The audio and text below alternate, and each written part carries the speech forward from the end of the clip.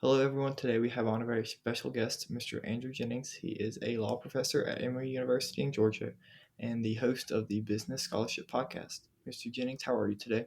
I'm doing well. I hope you are. Yeah, I'm doing good. Where did your interest in law and politics begin? My first election that I was probably aware of, or the first time that I was probably aware of anything political, was when I was maybe in third grade at Laurel Elementary School in Mhm. Carroll. I am from Carroll. I think most of your guests are. Yeah. I think this was the 1996 election, so I Mm. was aware of the election for maybe the first time then. I went to Hillsville Elementary School for my kindergarten year, and I think I remember the teacher carting in, Miss Hill was her name, carting in the TV and showing us the inauguration. And she said, "You'll always Mm. remember where you were when you first saw the peaceful transfer of power."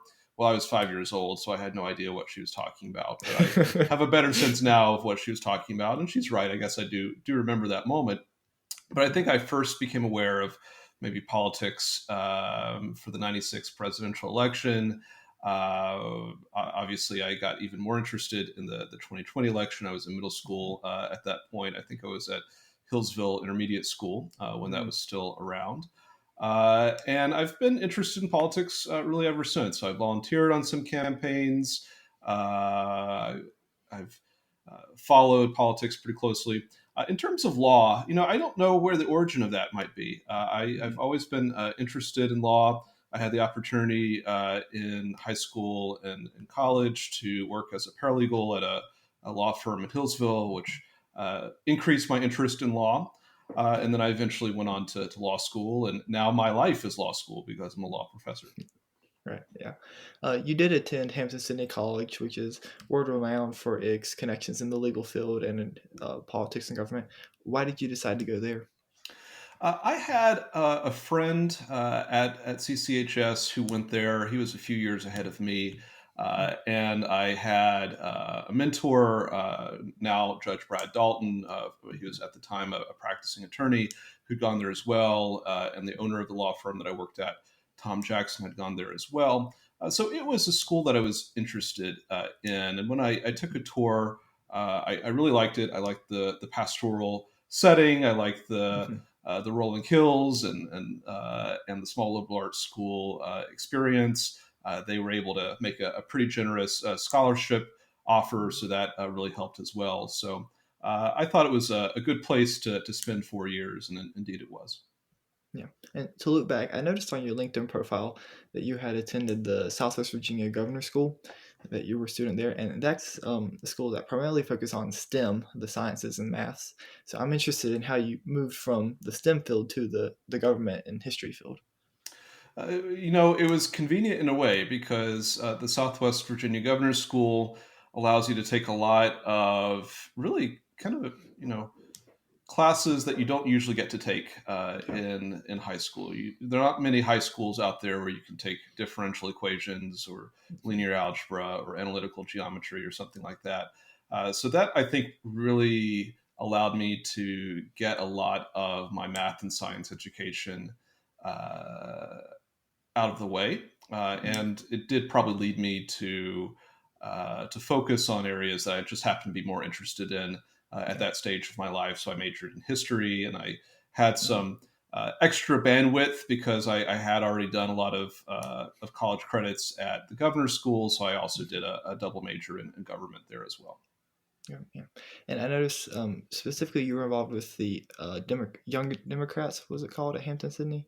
I was, Hampden-Sydney is predominantly a pretty Republican school, but It there are is. some Democrats there who are keeping the flame alive. So we had an active club there, and we weren't as big as the college Republicans by any means, but we sponsored a lot of events over the years, Mm. a lot of documentaries. We'd have speakers come in, and so we represented that movement on campus as well. Yeah. About what time did you decide that you wanted to go into law, that you were going to apply to law school? I think it was always on my mind uh, in college, I thought about different career paths. And in fact, I was a high school teacher right out of college Mm, initially before going to law school. But I always kind of assumed that I would probably go to law school. yeah. And we know now that you went to Duke. What led you to choose Duke? I wanted to go to a law school that was among the top schools in the country, and Duke is certainly Yeah. among those. This is after the 2008 financial crisis. Mm, And just in the wake of that, a lot of law firms shed a lot of people. It was harder to get a job then in law firms. And so I wanted to go to a place that had a reputation and track record for placing people mhm, into to law firms around the country. So was drawn to Duke. I was also drawn to Duke because it was in a smaller city. yeah. It was still in the South. I figured I could probably have a better 3 years in a smaller city where things weren't quite as expensive as compared to, say, a New York or Chicago. And I think that was right. And I really enjoyed my 3 years of law school in Durham, North Carolina. I think it's a great town. And I think that's something always to consider when you're thinking about where you might go to college or graduate or professional school, that it is, so many years of your life. Yeah. And so you would ideally be happy in the place that you're going to spend some time. Mhm.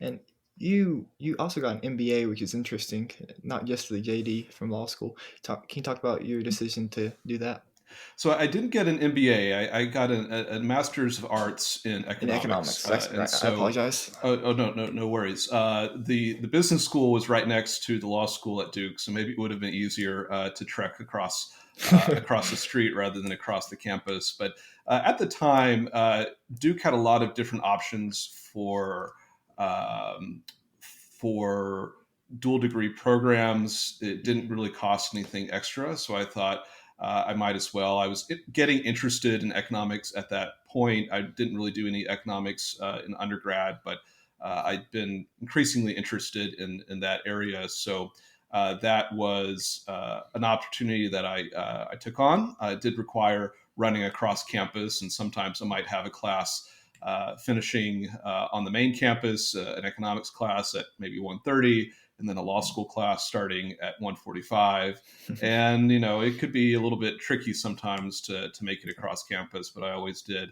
And that's been a really great thing for me. At first, it was just a fun thing that I did in addition to going to law school. But in legal academia, particularly among corporate and business law scholars, which is what I do, one of the main sort of theoretical approaches to law is called law and economics. And so, having had some graduate studies in economics, I think has helped me on that front. We'll probably talk a little bit more about legal Yes, academia in a bit. certainly, yeah. And legal academia is a topic that I'm particularly interested in just because I'm interested in academia as a career field. But you were on the Duke Law Review Journal, which I assume has something to do with legal publications and academia. Is that correct? Sure. Law is interesting. Legal academia is interesting in terms of the scholarship it produces and where it publishes that scholarship. In most fields in a university, probably every field but law, the coin of the realm is peer reviewed journals.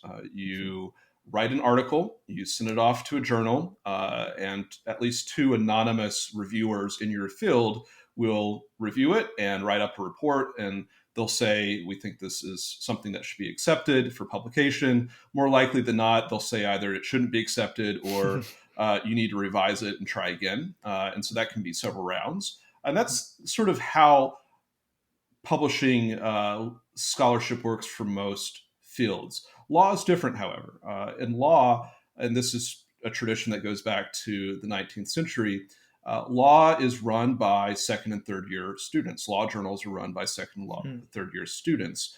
And so, for the most part, there are some peer reviewed law journals out there, but for the most part, you've got, the famous reviews, the Harvard Law Review, the Yale Law Journal, the Stanford Law Review. Every law school is going to have a flagship law review that publishes general interest legal scholarship. Most law schools will also have some specialty journals as well that focus on a particular area of law. And those are, for the most part, all staffed and run by second and third year law students. And so, Mm. in a way, law professors put their careers in the hands of their students in a lot of ways. So it really does sort of flip the power dynamic in a lot of That's ways. interesting. But that's a process that happens at the end of your first year of law school. Different schools have different approaches for how you can get an invitation to work on the law review. It's something that is fairly sought after, and Yeah. employers and judges who might be hiring you for a clerkship tend to view law review membership favorably. And at most schools, there's a process at the end of your first year where you'll do a writing competition. And then Mm. whether you get an invitation to a journal will depend on either your scores in the writing competition or your first year grades, or sometimes a combination of those two. Um, I also know that there's moot court in a law school, and that's something I participated in at Boise State, which you may be familiar with. Did you participate in moot court or anything like that?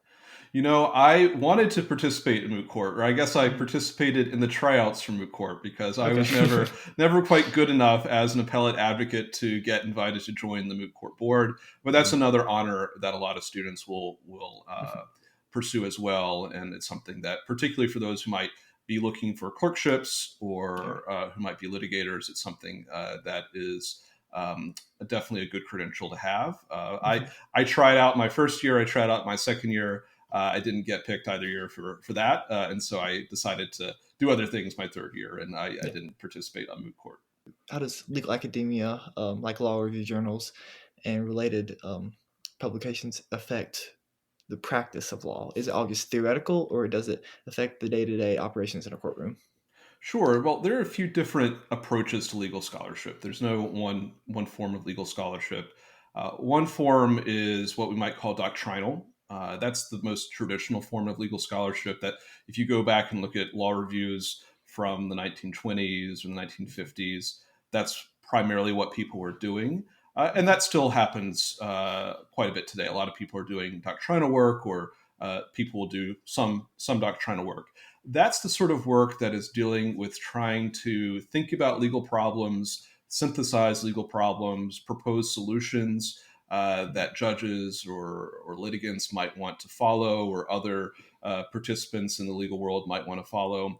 Those are probably the articles that are most likely to have an immediate impact on litigation, or what courts are doing, what is happening in the legal Mhm. world. And so those are nice because judges and lawyers, for the most part, don't have enough time to just sit around and spend 100 or 200 hours thinking really deeply about a particular legal issue. They've got other Mhm. things they have to be doing. Yeah. And that's part of the function that legal academics fill, that they can sit around and deeply research a question and think about it from an independent, neutral perspective, and then offer Mhm. their best analysis and recommendations for how to deal with that problem. So those are probably the articles that have the most impact on what courts are doing or what is happening in practice.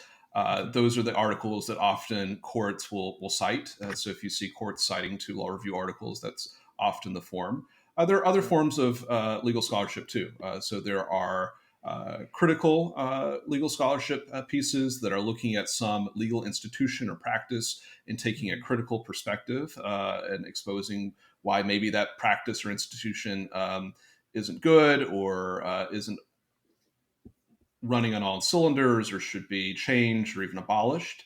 Mhm. There are theory pieces. So somebody's thinking about legal issues from a deeply theoretical perspective. That can often have a somewhat interdisciplinary flavor to it. So maybe I am thinking about a legal problem through the lens of political science, Sure. or the lens of sociology, or some other field that has something to say for legal scholarship.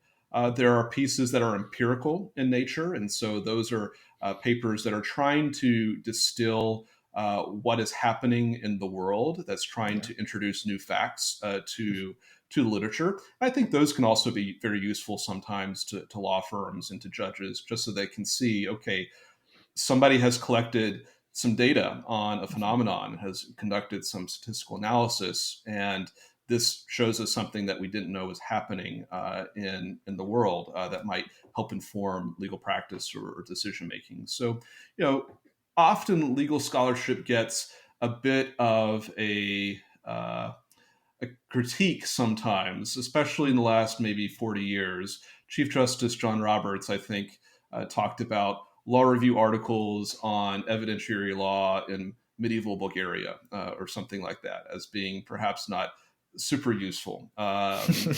Maybe that's true. But there is a lot of, I think, legal scholarship still out there that's being done that is useful. And oftentimes, some of the most useful legal scholarship is actually written by students, because if you Right. are a member of a law review, part of the membership requirements are you have to sort of provide labor on editing pieces. You have to actually Mm. produce the journal. But another requirement is that everybody has to write their own, it's usually called a note or comment, but sort of a shorter version of a law review article that is written by a student. And those tend to often be quite helpful to litigants and to courts, and they're read and cited with some frequency. I see. You recently published a publication on the 100 plus lawyers that appeared in Twitter versus Musk. Is that one of those fact finding publications that you mentioned? I would say that that could be called a fact finding paper. It was really just kind of fun. Sure. Because Okay. while Elon Musk and Twitter were battling it out over whether Twitter would be able to force Elon Musk to buy them, Mhm. I was signed up for docket alerts. And so I would get an email every single time that something was filed on the docket. And this was in the Delaware Court of Chancery, where Mhm. most of the big corporate disputes are heard in this country. And I noticed, maybe this was the summer of 2022 and into the fall, that I was just getting a lot of notices that a new attorney was appearing in the case. Mhm. And so, if an attorney is going to formally tell the court, "Hey, I am representing this party," the attorney needs to file a notice of appearance. And sometimes, Mhm. if they're from out of the jurisdiction, they'll also need to request what's called a pro hac vice, which is a request to the court to participate in that case in that state, even though the attorney doesn't have a license in that state. And so I was Mhm. noticing a lot of those filings. I was planning to go down to Wilmington, Delaware to watch the trial. It was expected to be about a 1 week trial. Mhm. And I was thinking I would write something about that experience of watching the trial. Of course, the trial didn't happen. The parties settled, and Elon Musk went ahead and bought Twitter. But I had this spreadsheet at that point because I started tracking all of the lawyers who were appearing and what law firms they worked for, what law schools they went to, how senior they were. Were they senior partners, or were they junior associates or something in the middle? What their demographic factors were, had they clerked or not, um, where they were based, what their office was. And I just had a spreadsheet tracking all of this. And at one point, I had 100 lawyers, which seemed to be quite a Yeah. bit. And so I was talking to, especially for a case that only lasted a few months before Mhm. it settled. So some of these parties, Twitter and Elon Musk and some other people, had multiple, even dozens of lawyers who formally appear. And that doesn't even include all the lawyers back at the office who didn't Right. enter formal appearances but were still working on the cases. So I thought that was a really interesting case study into how really complex, high stakes, expedited litigation might work. I Mhm. had some colleagues at other schools who were actually doing a really impressive empirical study. This was a fairly simple, kind of fun project, but they did a really extensive study that looked at every lawyer appearance in Delaware Chancery Court over a period of time, and they were interested in some of the network effects and gender among lawyers and judges in these cases. But they had a lot of really good data, and they were able to share some of that with me that showed that this Twitter case was just a huge outlier in terms of the number who had appeared. Now, I don't have the article in front of me, but I think it was I think 67 had been the largest number of Wow. appearances in a case ever. And that was a case that went on for years and years and years. Mhm. This was 100 that that appeared in a case that went on for a few months. And Right. so I wrote the article just trying to sketch out what this might mean and what insights it might offer us. When I Mhm. posted a draft of the paper, at the time it was called 100 Lawyers, and then somebody else made the point to me that he had made an appearance, but he didn't actually appear in the docket. And so I Mhm. switched it up to 101 lawyers and had to redo some of the calculations in the tables. So, but I'm pretty sure I've got everybody at this point who made a formal appearance. That's interesting. For a scholarship I applied to recently, I had to do an analysis on the 14th Amendment and how it applied to the affirmative action case that was ruled on by the Supreme Court a couple years ago. And I really enjoyed that exercise. And that started turning the gears for me. Hey, is law something that I might want to consider doing in the future? So that's why I asked about the journals, because the project I had to submit was, I think, maybe in a similar light. Yeah, I think that if you should go to law school, or anybody else who's thinking about law school, you should definitely get some journal experience if you can, and particularly with schools that have larger journals or that have multiple journals. I think that's a really good experience to get. It I think helps you develop what is probably the most important skill for a lawyer, which is to be incredibly detail oriented. And law reviews are detail oriented almost to a fault.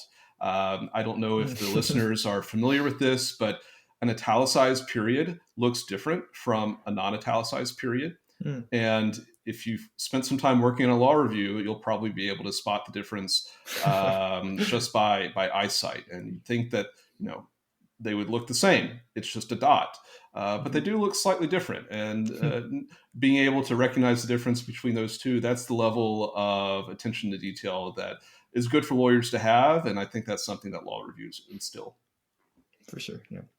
So after you graduated from Duke, you entered into the professional world as an associate. Can you talk about a little bit about your role, the role of an associate in the corporate or big law field? Sure. So at big law firms, I went to a law firm called Cravath, Swaine and Moore out of law school.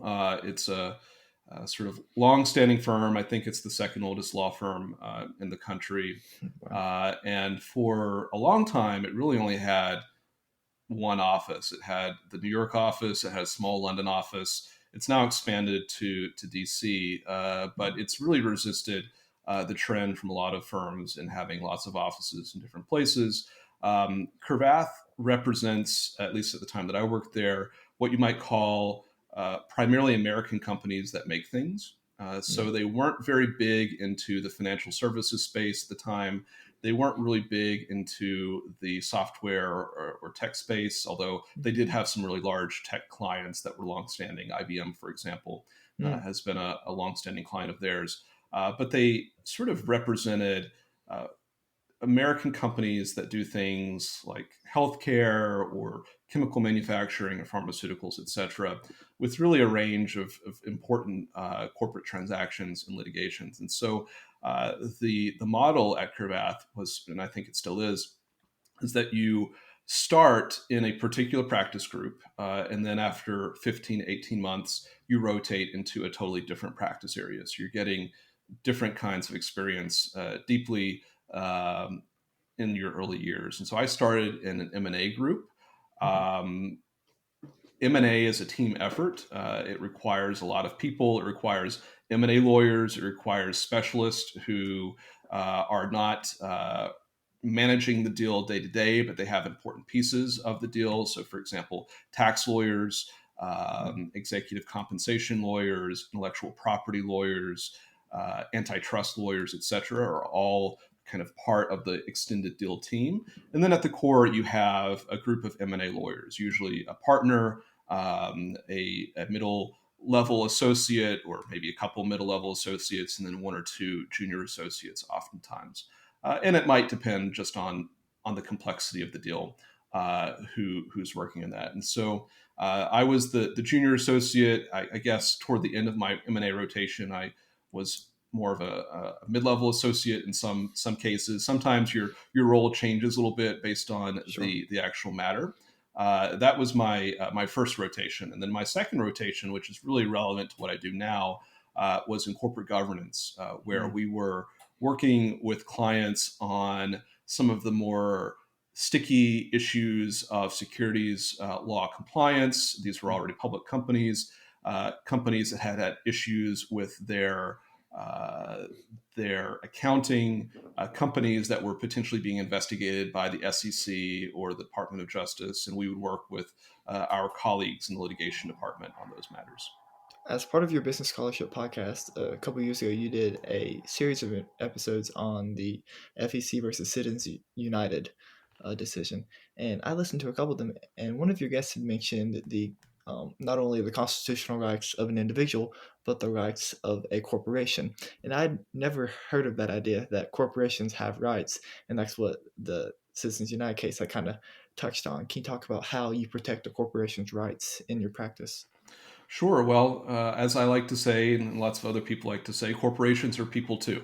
Hmm. The basic idea is that a corporation is a legal person. It's an artificial person, not a person like you or me, Hmm. but it is a person who possesses certain rights, and some of those rights are spelled out by statute.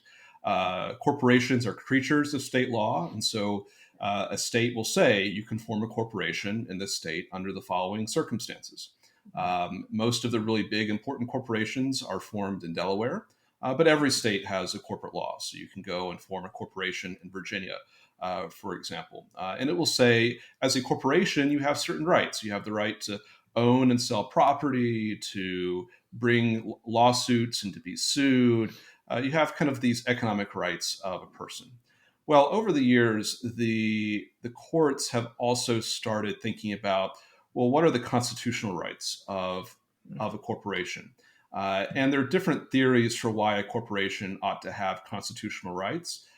In some, we might think about it as really falling into two buckets, although this is going to be a simplification.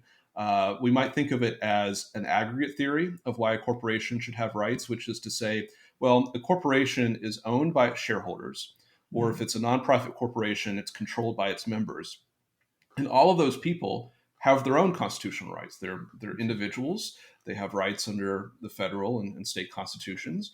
And the corporation is really just an aggregation of their interest. And so the corporation Sure. should be allowed to engage and enjoy First Amendment liberties, for example, on behalf of its shareholders. You could think about a corporation as perhaps possessing, without regard to its shareholders, its own rights. So, for example, the First Amendment protects the right to a free press. Well, what does that mean? Well, it seems like a newspaper corporation should have a First Amendment right to collect and publish information, or to collect and publish publications. Mhm. And so there are different theories for why a corporation might enjoy constitutional rights.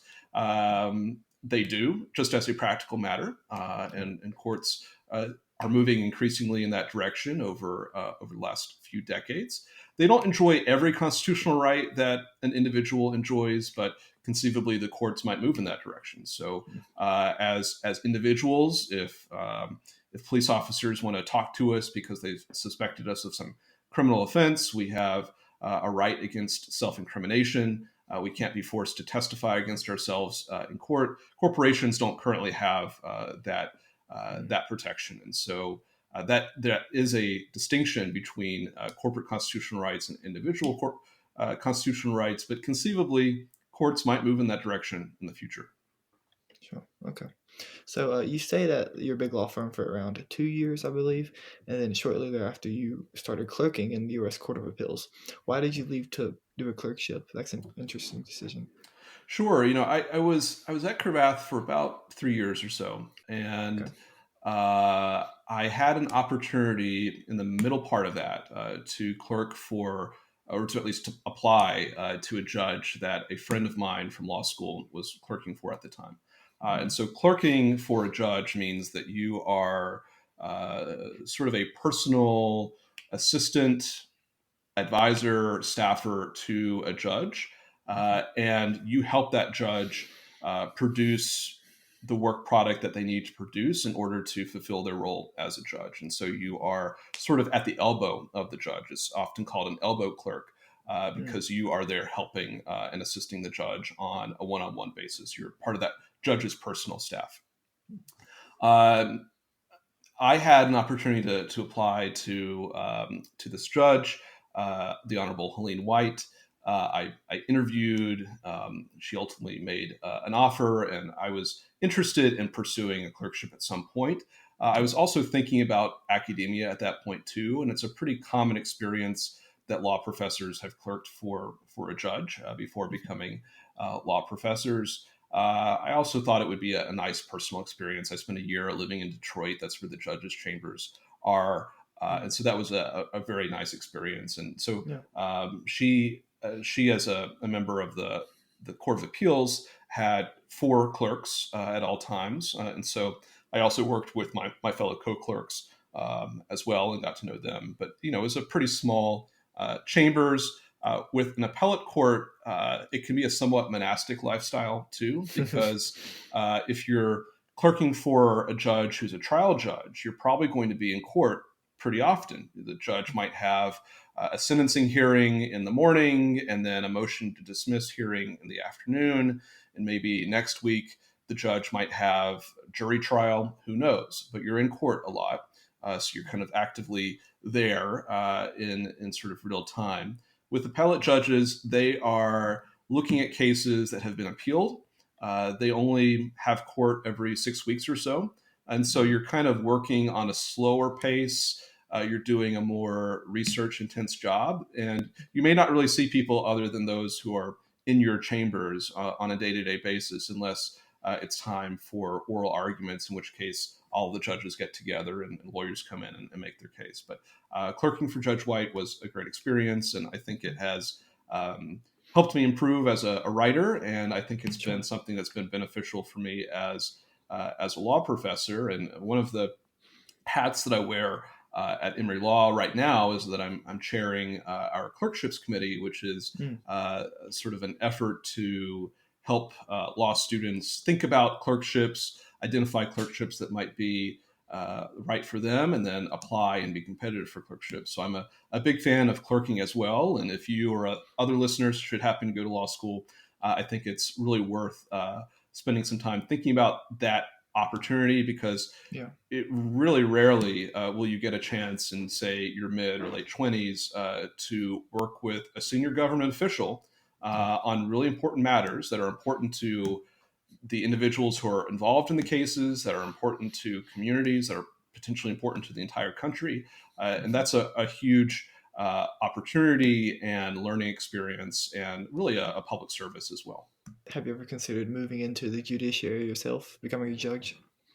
I don't know. I think that I've got a pretty good gig here. Sure. Yeah. Definitely. I do arbitrate some cases, so that's Mm, effectively kind of a private judge, and I find yeah. those cases to be really interesting.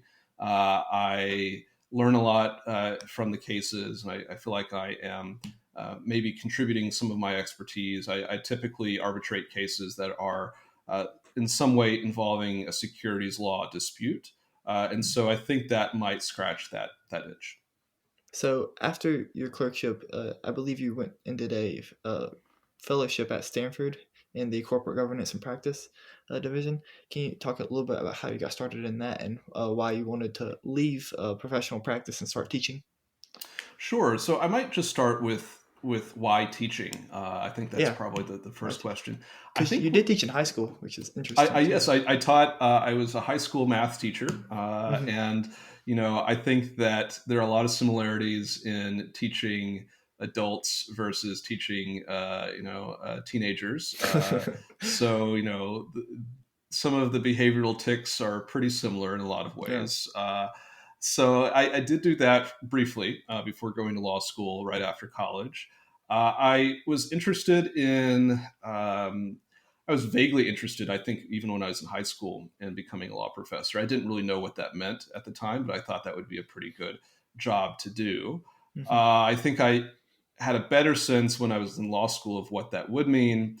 I chatted with professors about different aspects of the academy. I liked reading some of the blogs that professors produced about themselves, about kind of the legal academy and how it worked. There's a lot of material out there on the internet. Lawyers like talking about themselves, and I guess law professors, are part of that too. So they like talking about themselves and in the legal academy that they are in, and that was quite informative. So that was always something that I was interested in. And I think I decided around the time that I was starting my clerkship that that's something that I wanted to pursue. I did go back to practice briefly after my clerkship. There were some experiences that I wanted to get that were going to be relevant for my future academic work. I focus most of my scholarship on white collar and corporate crime. And so I spent some more time doing those types of cases in practice.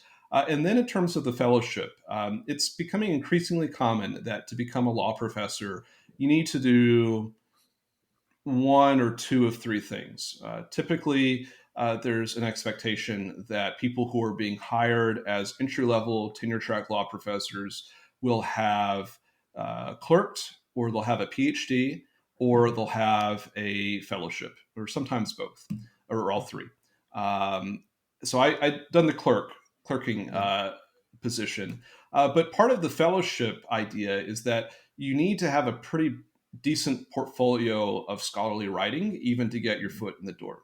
Back in the day, back 30, 40, 50 years ago, law professors were hired by some professor at Harvard Law School or Yale Law School, calling up their former students who are now professors at different schools around the country and saying that I have a brilliant young student for you, usually a brilliant young man who would be a fine law professor. And that person was just hired based on the promise of, we think he's really smart and he'll do well. Mhm. The standards are higher now for being able to get this position. It's a sought after position. And so you typically need to show that you're not just promising, you actually have some scholarship to point to show that you sort of know what it means to be a law professor, and that you're going to be able to be productive toward tenure. And so, for a lot of people who are practicing law at a big law firm, they're working very, very, very long hours. It's Mhm. very difficult to put together the sort of scholarly portfolio that's required for getting an entry level tenure track position while you're practicing law. Some people can do it, and some people do. But it can be very difficult just in terms of the time commitment required for Yeah. practice and the time commitment required for writing a solid law review article. And so the idea behind fellowships are they are a foot in the door that allow you to spend some time focused on writing. You have all the resources of a university as Mhm. well, all the databases and books and things like that that you may not have in your practice day to day. And then you might also do some teaching as well to develop a sense of who you are as a teacher. And so increasingly, that's become something that is important for entry level law professor hiring. I had the opportunity to go out to Stanford Law School in Palo Alto to do my fellowship, where I taught some seminars on corporate governance, and I wrote some papers on corporate governance and securities law. Mhm. So, as a tenure track law professor, is there an expectation that you put out X amount of publications within a set period of time, or is your main role to teach with research being on the side? I would say it's going to vary a little bit based on the law school, Mm. whether teaching is emphasized or whether scholarship is emphasized. To obtain tenure, every school is going to have some numerical and some uh, qualitative standard for the research that you've done. So it might be you need to have written X number of law review articles, or we're looking for you to have written X number of law review articles, and we're looking for X level of quality. Or we're maybe looking for, okay, you've written one book and one law review article. Or maybe you have a PhD in an adjacent field, let's say political science or something like Okay. that. And maybe you have published an article in a journal for that other field that is legally relevant, and we might count that as well. So every school is going to have a slightly different expectation for your scholarly output for tenure. They also want to make sure that you're a good teacher as well. So that's something that they consider as well. But schools are going to have a different focus, just depending on a lot of different factors on whether research or teaching is going to be the key. Now, there are other law professors who are focused oftentimes on teaching. They might do some research, Yeah. but often legal writing professors are focused on teaching. Again, they might do some research, but teaching is probably their core mission. Clinical professors who are professors who run essentially small law firms within a law school that will do various things. It could be criminal representation. It could be a startup clinic that helps businesses get started. It could be a business that helps people with immigration matters. It could be a business that helps with environmental issues. Any number of clinics that a law school might have.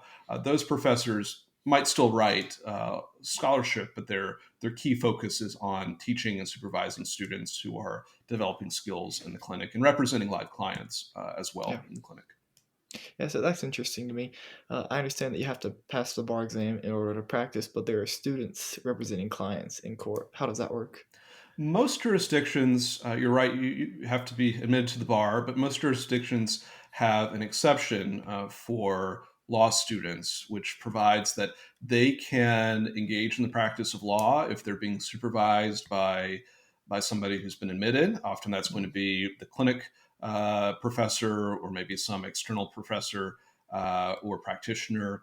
They can't be paid, so it has to be Mm. educational in nature, and there are certain restrictions around what they can do and the level of supervision. But I think pretty much in most jurisdictions around the country, most states around the country, law students can get some direct experience representing clients under this exception to the general rule that you need to be admitted before you can practice law.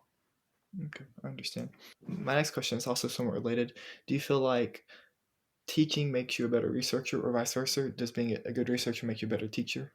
I think both. I think that there are definitely some papers. There are moments when I've been teaching in class when I kind of get a question from a student, or I'm giving a lecture and I come upon maybe a question that I hadn't thought about that might become the fodder for an article.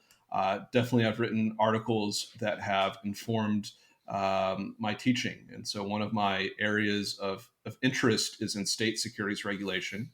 Mm. We typically think of securities regulation as a federal matter, but Mm. there's a lot that goes on at the state level as well. And so when I teach securities regulation, I did a pretty extensive empirical article a few years ago on what the states are doing in terms of securities regulation. And I spent a whole class on that in my securities regulation class that's directly based on the research that I've done. Oh, okay.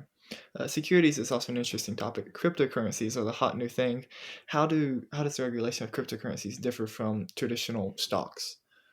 Sure. Well, a few different ways. Hmm. Sometimes cryptocurrencies or digital assets, as some people call them, are Sure. securities. Sometimes they're commodities. Sometimes they're currencies. Sometimes Yeah. they're collectibles.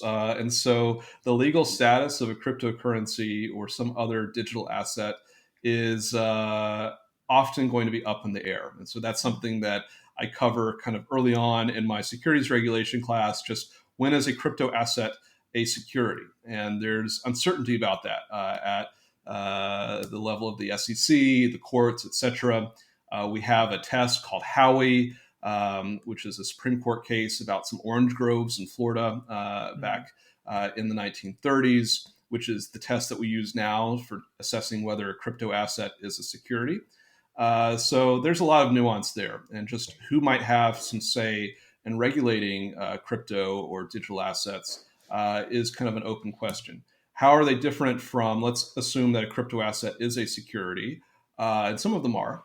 How Mhm. does it differ from traditional stock? Well, I think the biggest difference is that there is a pretty well established and defined system for issuing traditional stock or other forms of securities like Yeah. bonds.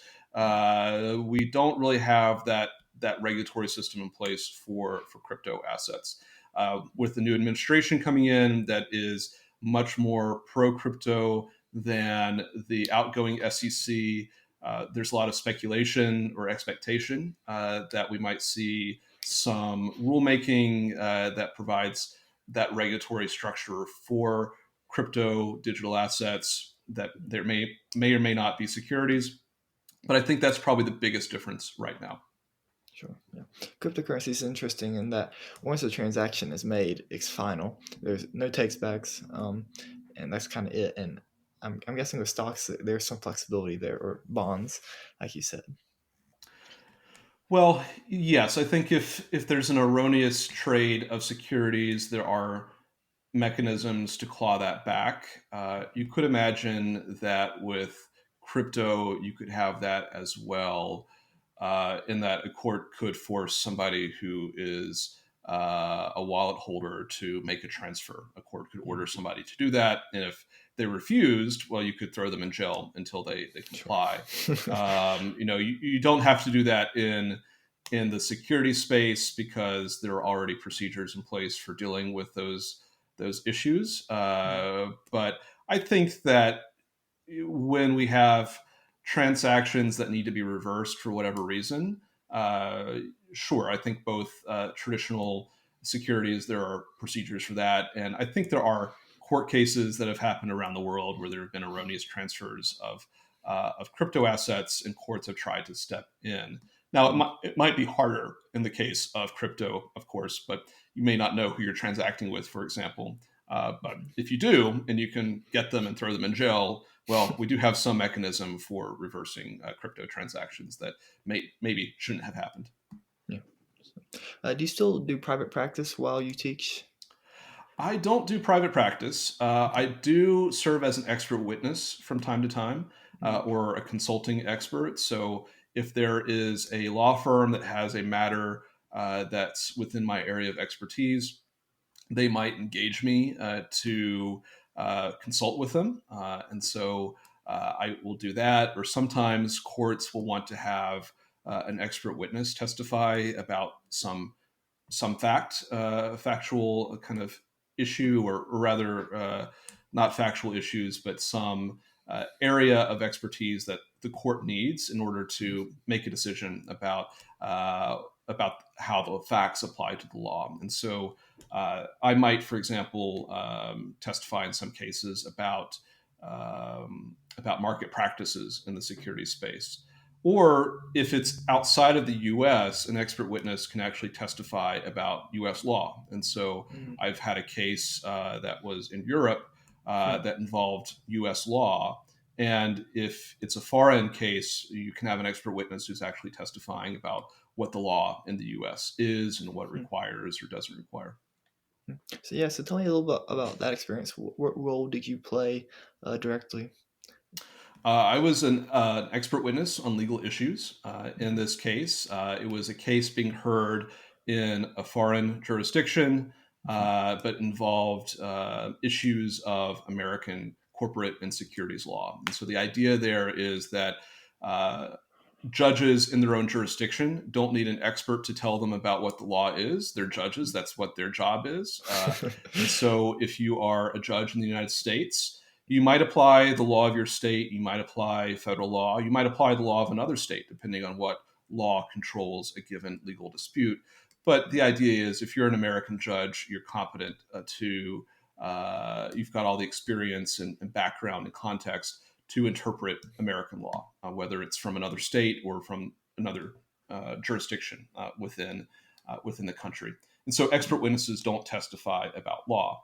But if there's a foreign law issue, if an American court is hearing a dispute that is controlled by non-American law, let's say that there's a contract dispute in Virginia, but the contract is governed by English law or South Korean law, for example, you can have an expert come in and actually testify about what English law requires or South Korean law requires, because we might imagine that a judge probably is not going to be familiar with the structure of English law or the structure of South Korean law. They may not be able to read it if it's in another language. Yeah. And so having an expert in that particular nation or jurisdiction's law is something that can help a judge.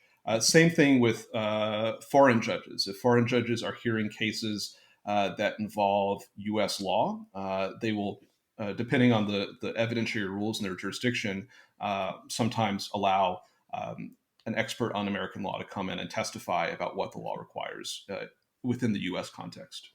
Hmm. Yeah, that's interesting. I know that the United States has common law, and other countries like Germany, for example, has, I think, civil law, which is, they're interpreted slightly different. And I never thought about how they interact. Yeah, it's always interesting when you've got a case that is controlled by the law of some other jurisdiction that might Mhm. be very different from your own. But Yeah. in a globalized world, that happens all the time, every day. And so, one thing that law professors can sometimes do is to provide expertise Mhm. that helps facilitate that. I asked my original question about private practice because I was curious how your industry experience had impacted how you teach. I think that my industry experience informs my scholarship and teaching. I try to avoid doing war stories Mm. when I'm teaching. I don't think those are necessarily all that useful for students. They might be interesting at the time, but I don't think they're sort of academically nutritious. But I will bring in my practice experience or what I'm hearing from other people. So I do try to keep in touch with folks. Sometimes lawyers will call me with kind of a quick question on how I would think about an issue or issues that they're dealing with, and I'm happy to chat with them on those. And so I will try to bring those into my teaching and note that I'm not just telling you something that's academic or theoretical. This is something that you might actually encounter. That works really well, especially with maybe thinking about ethical dilemmas or how a lawyer is going to act in a way that's consistent with the rules of professional responsibility. And Mhm. so I try to bring all that into the pieces that I'm teaching. And then in terms of scholarship itself, I think it's informative for being able to kind of know where the bodies are buried, know where to look for Mm. information, know who to call if I don't have an answer to something. So I'm a big believer in, if you don't know something, call people. And the worst that can happen is that they won't talk to you, but oftentimes they will talk to you. And so I think that experience has helped me navigate how to find information for my research. Mhm. And, my next question is we've interviewed several practicing lawyers on the podcast, and a complaint from a couple of them have been that they, while law school, they learned a lot, they didn't feel like the skills they gained in law school were directly applicable to their real world practice. Do you think that there are mechanisms that law schools could use to fix that issue? I think that there are so many different ways that lawyers are going to practice. One way to get skills experience is going to be with clinical experiences. It's going to Mhm. be with externships and internships. I think that law schools primarily, however, need to train people how to think like lawyers and how to adapt throughout their careers. You wouldn't want to teach somebody something that is very narrow and technical, and maybe they get out of law school and they don't practice in that area at all, or Mhm. uh, that area of law goes away or is done in a different way in the future. So I'm thinking back to my law school experience. There were no classes on drones when I was in law school because there weren't really drones. Right. But one of my law school classmates is a drone lawyer. Hmm. He focuses a lot of his practice on the drone industry, Hmm. which didn't really exist, and Yeah. so you can't prepare somebody for the drone industry in that case, but you can prepare them to have the building blocks necessary for adapting their practice over time. One of those things is going to be writing. I think Yeah. that's probably the core skill that lawyers have, and so I think law schools have an obligation to develop writing and research skills in their students. But I think law generally is just going to be a practice and a career that does require some hands-on experience in law firms, in government service, et cetera. And hopefully law schools are preparing students to get up to speed. But I don't know if law schools are ever going to, just given the nature of the profession, be able to prepare people to step out of graduating from their law school and being kind of lawyers who are ready to hit the ground running. We probably don't expect that of medical schools. After you graduate from medical school, you still Yeah. have to do a residency, so you're still kind of in school in a Yeah. way. It's an intermediated step. We don't really have the residency format as a formal matter, but we could think about a lot of the early jobs that young lawyers do as, in effect, kind of the apprenticeship, the residency stage of their career development and their education. Yeah, certainly. An interesting case that was recently returned was the Chevron case, which mainly gave power to administrative law judges and their ability to rule over certain cases within a government organization. And I had spoken to a former administrative law judge on the podcast, Miss Karen Baker, and she said that that case would just completely disrupt how she would have practiced as a judge. And I think she said that law school, her experience in law school, would have informed her on how to think after that case, how to adapt, like you mentioned, because there's no notion of, at the time when she was in law school, that that case would ever be overturned, but it was, and now judges around the world have to adapt, and lawyers too. Yep. I think that adaptation is going to be the experience of any lawyer who practices for their over their full career, and I think probably the practice of law is dramatically different than it was in 2010, 2000, maybe 1980, and so forth. So there are a lot of adaptations that are going to be required, both because the law itself changes, and also because society changes, the economy changes, technology changes. What clients want or need will change with all of that. Certainly. And my last couple topics are a little bit more personal. You are also a host of a podcast, the Business Scholarship Podcast, and you have around 250 episodes, which is just really impressive, I have to say, to begin with. But how did you get started with that, and why did you start it? I was a pretty early listener of podcasts back in the before 2010 or so, when they were fairly new. And there was a podcast that I listened to called Econ Talk, which was hosted by a economics professor at George Mason University. And the basic format of the podcast is he would have economists come on the show and talk about their work. And sometimes they were very famous. So I think he had Ronald Coase on, um, uh, or Milton Friedman as well. And so he's had some really famous folks come on when they were still alive. And he would have others on as well to talk about a new book, a new paper, etc. And he would just kind of interview them um, about their work and try to make it accessible to a broad listenership. And so it's, I think, really well designed for being interesting to both people who are academics and they're academic economists or they're professional economists, and probably a broader segment of folks as well who are just interested in the content of the show. And so I've listened to that show um, on and off for a few years. In 2019 or 2018 or so, I was getting ready to start this fellowship at Stanford Law School. I had thought in the past, wouldn't it be neat to do something like Econ Talk for law? Mm, Around that time, a professor at the University of Kentucky College of Law, Brian Fry, started a podcast called Ipsit Dixit, which was essentially that idea. It was mm, an econ talk for law, and it had gotten a decent followership pretty quickly.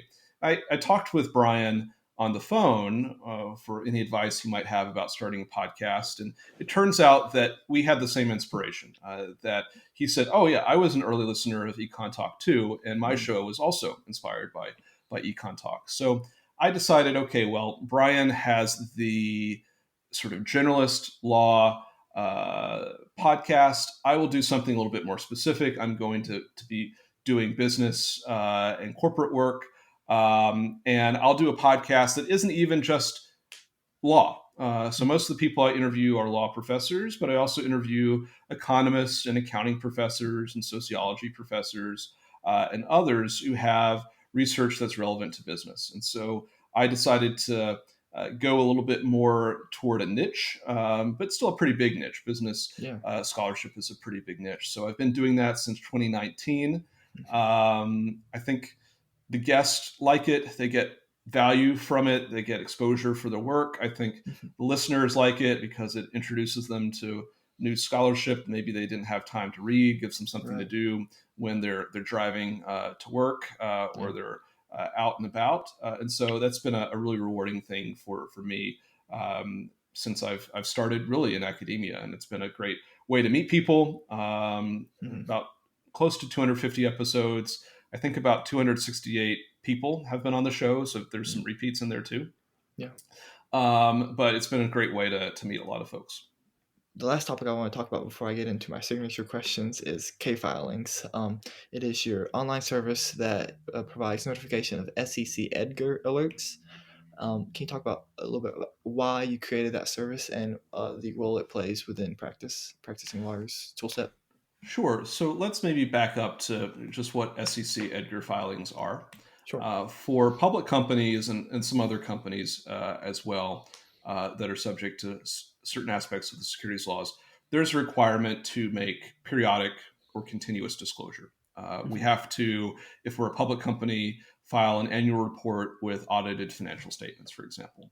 And then for the other 3 quarters of the year, we have to file a quarterly report that tells us or that tells the public what happened in our business over the last Yeah. 3 months. And for Hmm. other things, we have to file an instant report that says something big has happened. We've entered into a big contract. We've gone bankrupt. Our CEO has resigned or has died or been fired. And then other filings that say, okay, we're going to issue some securities, or other filings that say, okay, we're bringing a matter to a shareholder vote. So all sorts of disclosures that companies have to file. And they do so on an electronic database that the SEC created, the Securities and Exchange Commission created in the 1990s called EDGAR. EDGAR is free to the public. Anybody can go on there and get these filings. They're usually pretty instantly available once a company has filed them. There are services that will do an extra layer on top of that SEC data, making it a little bit easier to search. You can create alerts, etc. A lot of those services are fairly expensive. Law firms have them sometimes. Accounting firms might have them, but they're fairly expensive, and they do a lot of things. But as we know about software that does a lot of things, it's not always the easiest to use. And Yeah. so I thought back to when I was a practicing lawyer. I would have clients, or there would be other companies that would be on my radar that I would try to keep an eye on for any new filings that they did. And so I would have to log on to the SEC's website or to log on to one of these other value add databases and see if there was something new. I didn't really have a simple just email alert that would come to me. And in talking to acquaintances and friends who are in-house lawyers at public companies, their companies might not be willing to buy them the fancy Yeah. databases that might provide the enhanced search capabilities. Lawyers in a law firm are profit centers. They produce the revenue for a law firm. Lawyers within companies are cost centers. They are a cost of doing business. And so there's a big difference in the willingness of law firms to buy technology versus in-house legal departments to buy technology. And so I thought, it would be nice to have something very simple that people could use to create email alerts so that when certain types of filings are submitted, including by certain types of companies, I can decide I want all of a given type of filing, or I Hmm. want all of a given type of filing filed by company XYZ. Maybe I want Tesla Yeah. filings. That's probably the most common alert that I have right now. A lot of people have Tesla alerts, and they're interested in anything filed for Tesla. And so that's what the system does. It doesn't even require a password or a login. Yeah. There's just a unique link that you get with your email. So we all have too many passwords. And it's been relatively successful, I think, over the last partial year. I launched it in the spring. It's used in about 200 organizations right now. That Wow. includes that includes in-house lawyers or other people within public companies. It includes law firms and accounting firms, financial firms, academic institutions, newspapers, etc. And it's interesting with the law firms. I've gotten more use from them than I expected because, after all, they have the fancy software that could have done this anyway. And in Yeah. talking to some users, they might be a partner at a law firm. They say, that's true. I might have access to that, but I don't know it, and I don't know my password, and I don't want to reset my password. And this is just something I can do quickly and easily. And so there's, I think, a value there for people in terms of just the convenience of it. Yeah, definitely. I put a cybersecurity alert on Microsoft because that's something I'm interested in. That's a big name within the tech space, and I haven't gotten an alert yet. But like you said, it was very simple. You just put in my email address, what type of alert I wanted, and then I clicked the link, and I'm now registered. So Yep. super easy. Yep. Or if you just request all cyber alerts without Mm, specifying Microsoft, you might get one every few weeks or so. So okay. that's something that companies are required, and that's a fairly new requirement. Companies are required to tell the public if they've had some cybersecurity incident, and that's a pretty popular alert because that's such a hot issue right Yeah, now in corporate America. definitely. What advice would you give to someone who is interested in becoming a lawyer but doesn't know how to explore their interest? I think that I would look for opportunities to work to get some exposure or experience adjacent to law. That can look like different things for different people. If you are in college and you're thinking about going to law school, but you're not quite sure, maybe you apply to paralegal positions. A lot of folks will spend a couple of years as a paralegal out of college and then apply to law school. So that might be a way for you to get some work experience and then also just really decide, is this what I want to do? Or you can imagine volunteering for some legal need that is relevant to your interests. So if there is some public interest law group that needs, interns or volunteers to help the lawyers and the paralegals do whatever it is that they do, I would look for maybe those opportunities as well, or to get other exposures to legal practice to make you think about and to consider whether this is something that you are interested in, because it's a pretty big expense to go to law school, and it's Yeah, 3 years of your life. And I always tell people, um, 3 years of your life ain't nothing, right. and so you want to make sure that you're not just spending your money, but probably more importantly, you want to make sure that you're spending your time wisely in terms of what you want to do with your life and your career. hmm And this is a little bit of a different question, but uh, what is it like being a kid from a small town in a big city? It's interesting. I lived in New Orleans after college, and so I think New Orleans was my first big city experience. New Orleans isn't that big of a city, but it's much bigger than Hillsville. Yeah. It's bigger than Farmville, which is the hmm town where Hampden-Sydney is adjacent to.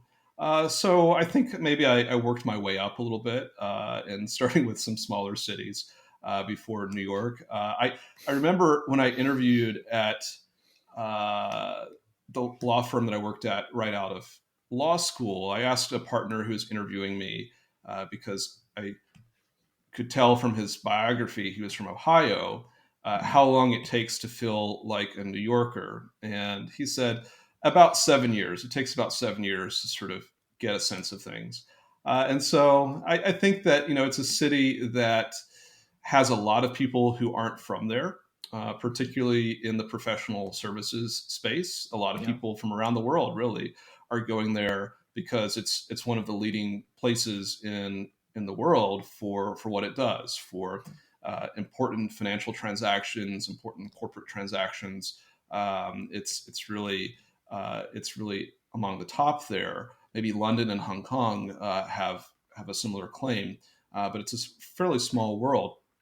And so I think that given that New York is such a melting pot, probably it's probably easier to go from Hillsville to New York City and feel like you fit in than maybe the reverse, Yeah, that's true. because you just have so many different people coming around to do so many different things. But I think once I learned how to use the subway and to get to where I'm going without having to run a Google Maps search every single time, I think that was probably when I felt more comfortable being in the city. Mhm. Have you ever considered coming back home to Carroll County and practicing? I don't know about practicing. I'm not admitted in Virginia. You have to Okay. wear a suit to take the bar in Virginia. Oh, wow. But I do come back periodically. Maybe I'll build a mountain cabin there at some point. But I do like to keep in touch with people from back home. And my last question, what advice would you have to someone who doesn't know what they want to do and they're just my age starting out in the world? I think that you have to keep an open mind. I think that it's useful for sort of thinking about what it is that I like and I'm interested in, and what it is that I don't like and I'm not interested in, and I would be uncomfortable doing versus I would be comfortable doing. And I would really encourage people probably to create a list of all those things and then try to see where the overlaps might be. Um, I think, frankly, something like ChatGPT is probably helpful for putting in a list and say, hey, these are the things I'm interested in. These are the things that I'm not interested in. These are the lifestyle factors that are important to me. These are the things that I'm a people person or I'm not a people person, those sorts of things. What are some suggestions that you might have for me? Um, and so I think that could be useful. I think also being open to not quite being sure what you want to do when you grow up, even if you are more than grown up.